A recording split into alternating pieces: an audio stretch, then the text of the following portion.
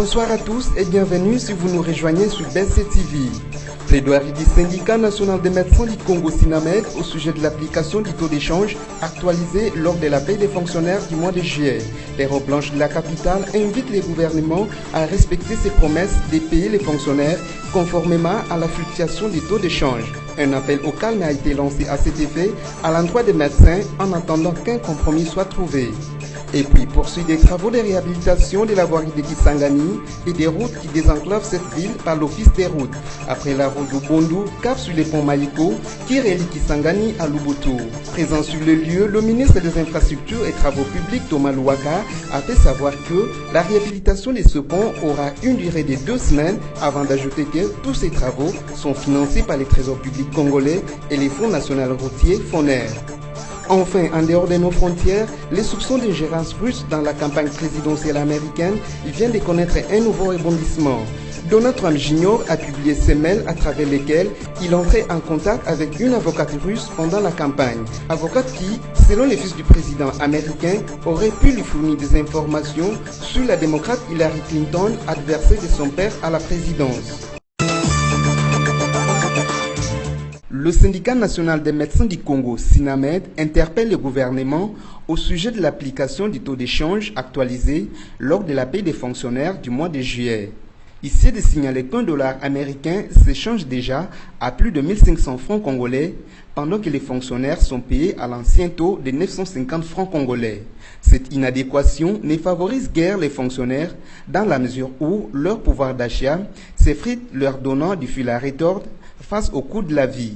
Ce constat n'a pas laissé indifférent le docteur Manko Ibadjoki, secrétaire général du SINAMED, qui a révélé lundi dernier que les listings de paie du mois de juillet sont superposables à ceux du mois de juin. Selon lui, le gouvernement n'a pas respecté sa promesse de payer les fonctionnaires conformément à la fluctuation des taux d'échange. D'où son appel aux médecins de rester calmes et d'organiser les assemblées générales dans les 48 heures afin de déterminer les actions à mener les jours à venir. Cette situation touche aussi la paie des autres fonctionnaires de l'État qui s'effectue autour de 9500 francs congolais. Cette situation risque de plonger le pays dans les grèves à répétition si le gouvernement n'en tient pas compte. Malgré l'activisme de certains groupes armés, notamment les Mai Mai à Kutumba dans la province du Nord Kivu, la MONUSCO poursuit à travers ses forces, conjointement avec les FARDC, la traque des éléments nuisibles dans cette partie du pays, conformément à son mandat. La MONUSCO suit de près la situation sécuritaire dans les provinces affectées par les violences afin d'apporter des solutions durables aux enjeux qui prévalent dans cette région. À propos des déclarations de Félix Tshisekedi, la MONUSCO continue de soutenir les solutions politiques et pacifiques car en dehors des négociations, la paix n'est pas garantie. Par ailleurs, la MONUSCO appelle toute la classe politique confondue de se mettre ensemble afin de prendre des mesures de décrispation pour bien préparer les élections prochaines.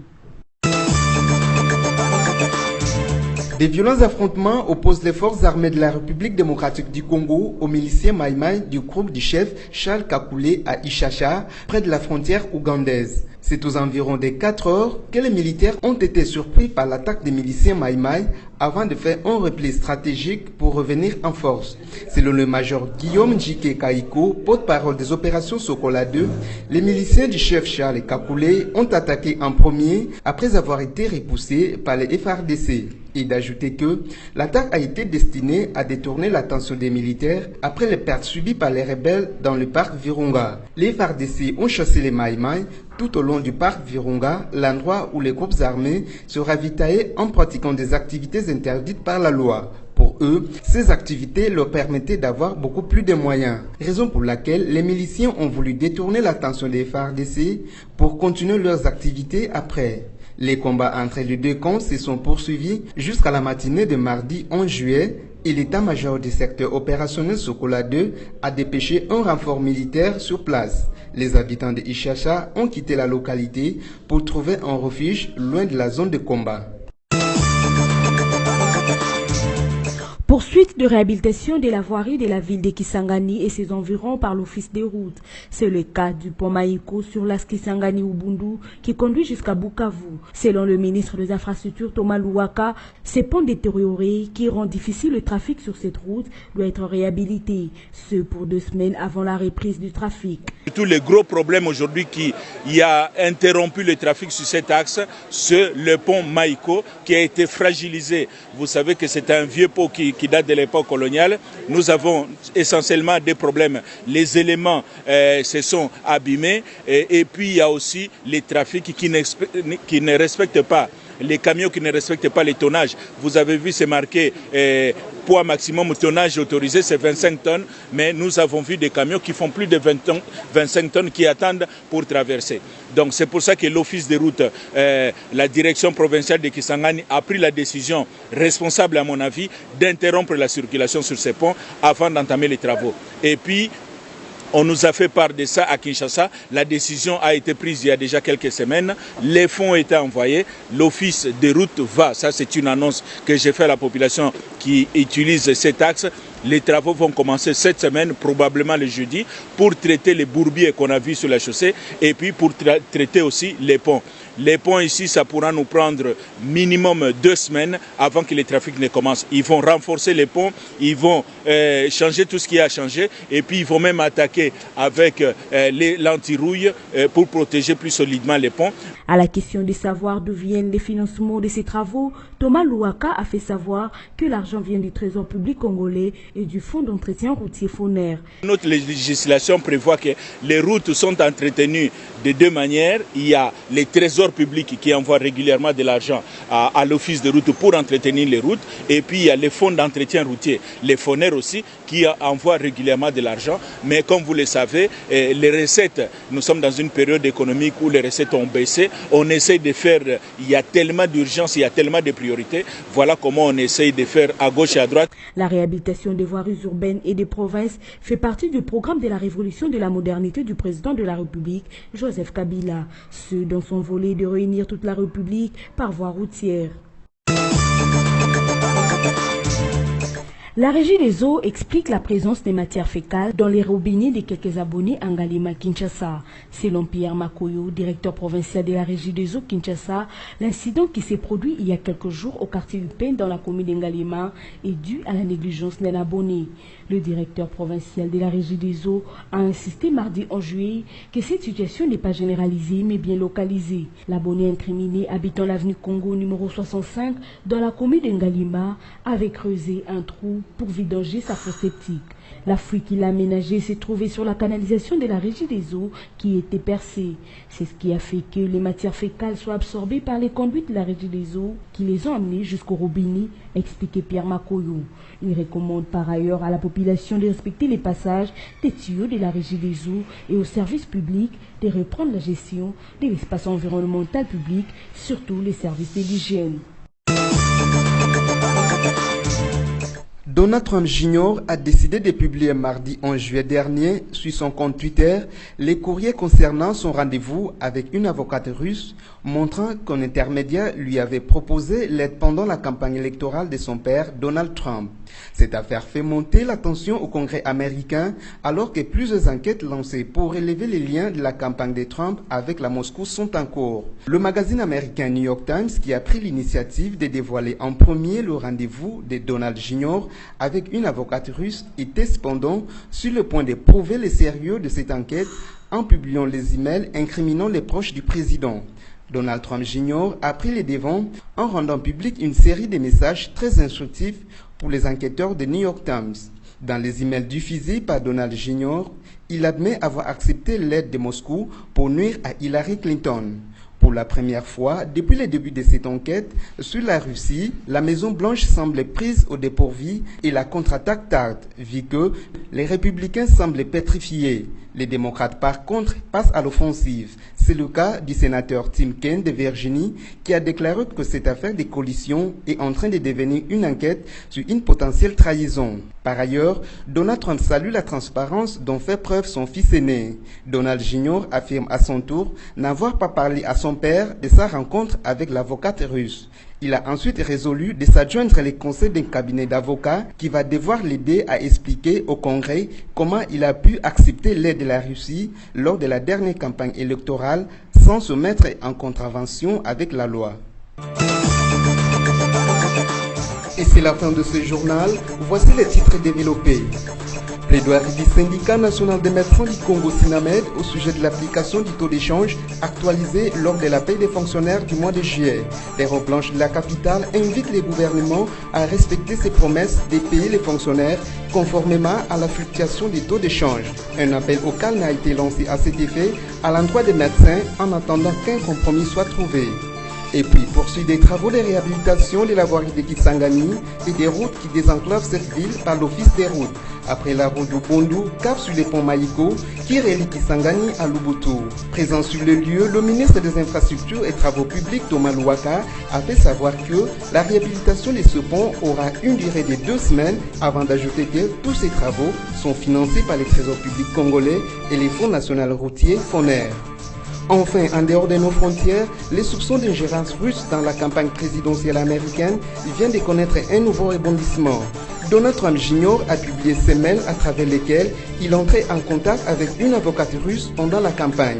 Avocate qui, selon les fils du président américain, aurait pu lui fournir des informations sur la démocrate Hillary Clinton, adversaire de son père à la présidence. C'en est fini avec cette session d'information. Merci à vous qui l'avez suivi et à la prochaine.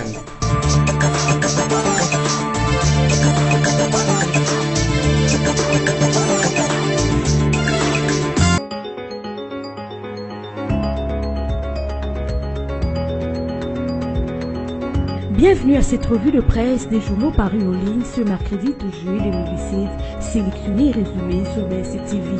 Ouvrons cette revue de presse avec Congo Virtuel qui écrit à sa manchette « Renvoi des élections, tout le monde le savait. Opposition, majorité, communauté internationale, syndicaux, CENI, tout le monde savait très bien que le timing des élections fixé dans l'accord du 31 décembre 2016 était une démagogie, pire, une vue d'esprit des politiciens. Tout le monde savait qu'il allait être impossible, même dans le meilleur des cas, ils sont des imprévus, détenir ces données politiciennes face aux exigences techniques et universelles d'organisation des élections dignes de ce nom. Le mal est donc dans le mensonge politicien, poursuivi par tous, et non les vérités techniques de Corneille Nangaa. Une certaine vague de colère et d'indignation semble déferler dans les médias pour prouver Corneille Nangaa au pilori pour avoir dit à haute voix ce que tout le monde savait depuis le départ. Il était impossible, à tous les points de vue, d'éteindre les élections en 2017 comme décidé par les politiciens à travers l'accord du 31 décembre 2016. Le même avis était opposé aux signataires de l'accord du 18 octobre 2016 qui avait eux renvoyé les élections à avril 2018, soit seulement 4 mois d'écart avec la projection du second accord, conclut le site d'information du groupe BSC. Poursuivons cette revue de presse avec Forum des As qui titre à sa une « Reprise d'un homme d'affaires indien après 18 jours d'otage à Kinshasa, un signal fort aux investisseurs ». Par cet heureux dénouement, les autorités congolaises viennent de démontrer qu'elles veillent à la sécurité des opérateurs économiques étrangers et ont choisi la RDC comme leur second patrie. La police nationale congolaise a présenté lundi 10 juillet à la presse un homme d'affaires indien pris en otage pendant 18 jours à Kinshasa. Ritesh Kushor M. Nani, associé gérant de la société Miles Travels et Kenis, a été remis le même jour à MSD Dango, attaché de l'ambassade de l'Inde en RDC. Fait anodin, loin s'en fout si nous partons du postulat que l'attractivité d'un pays procède non seulement de l'environnement fiscal, mais aussi et surtout de la sécurité dans son ensemble. La reprise du responsable de Miles Travels et Kenis des mains de ses ravisseurs ne peut être interprétée autrement. Le journal poursuit en indiquant qu'au-delà de la bravoure des éléments de la PNC et de tous les services de sécurité, la libération de cet otage constitue un signal fort que la RDC envoie en direction des investisseurs, tant nationaux qu'internationaux. Preuve aussi que le système de sécurité en RDC travaille effectivement. Pour un pays comme la RDC qui cherche à attirer des investisseurs potentiels, les dirigeants du pays veillent depuis à la sécurité des personnes et de leurs biens. Il ne s'agit pas seulement de la sécurité des nationaux, mais également de celle de tous les expatriés ayant choisi la RDC comme leur second patrie. Bouclons cette revue de presse avec radiocapi.net qui écrit « Paye des fonctionnaires, le SINAMED appelle au réajustement en fonction du taux d'échange ». Le site de la radio onusienne fait savoir que le syndicat national de médecins du Congo appelle le gouvernement à appliquer le taux de change actuel à la paie des fonctionnaires au mois de juillet. À Kinshasa, par exemple, $1 américain se change à 1500 francs congolais, alors que les fonctionnaires sont encore payés au taux de 930 francs congolais pour $1 américain, ce qui a pour conséquence d'effriter le pouvoir d'achat dans un environnement économique qui subit une forte influence du dollar. Le secrétaire général du SINAMEC, Dr Mankoy Badjouki, a regretté lundi que le gouvernement n'ait pas respecté sa promesse de payer les fonctionnaires conformément à la fluctuation du taux de change. Fin de cette revue de presse, merci de l'avoir suivi.